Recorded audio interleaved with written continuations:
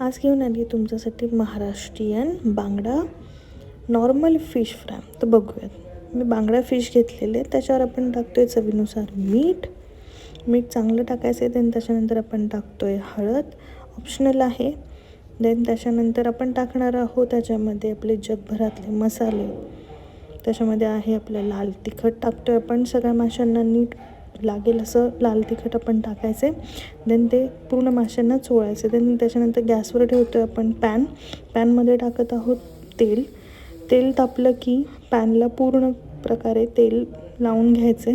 Then त्याच्यानंतर आपण त्याच्यामध्ये टाकतो आहे फिश, मॅरिनेट केलेले फिश टाकल्यानंतर आपण त्यांना चांगलं हलवून घ्यायचं, जेणेकरून सगळ्या माशांना ऑइल लागेल.